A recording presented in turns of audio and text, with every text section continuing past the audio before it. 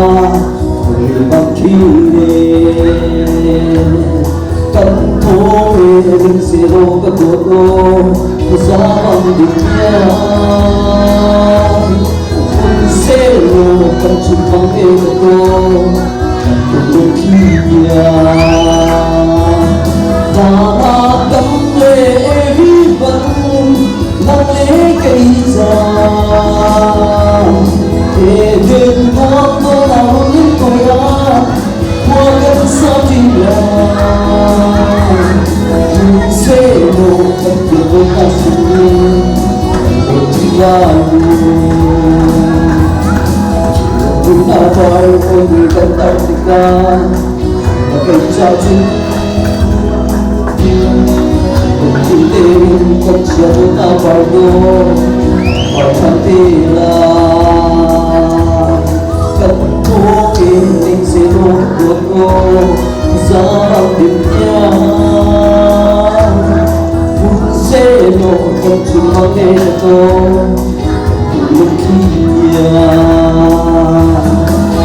ta cấm lễ vắng nắng lễ cây già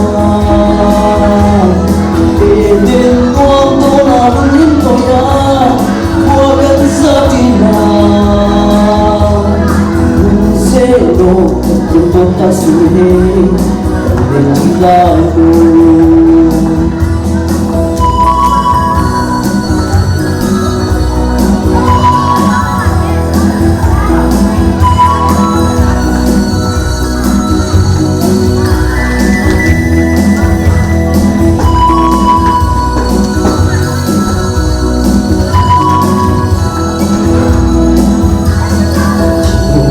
coi ôi cần tay của ta là em trao chung chỉ một chung tên không chia của ta vào đâu vào thân tê là cần thô yên định sẽ lo cần tổ đô có giá bằng định nhau muốn sẽ nổ cần chung mang nghe được đâu cần tổ lực khi ta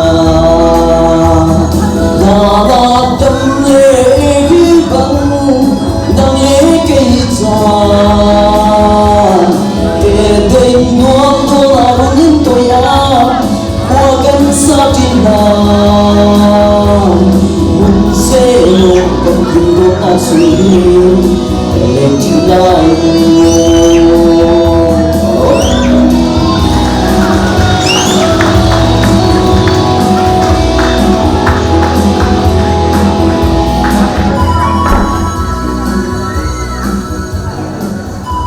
Chàng có vẻ slide con thơ cuối càng thân mì xí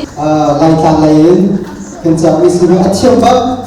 mà vẫn sắp bằng chân thu hồ sơ các bạn thông sẽ lên ba thì bố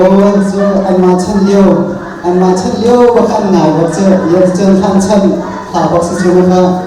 chiêm tu để khăn chân là ngay đua cho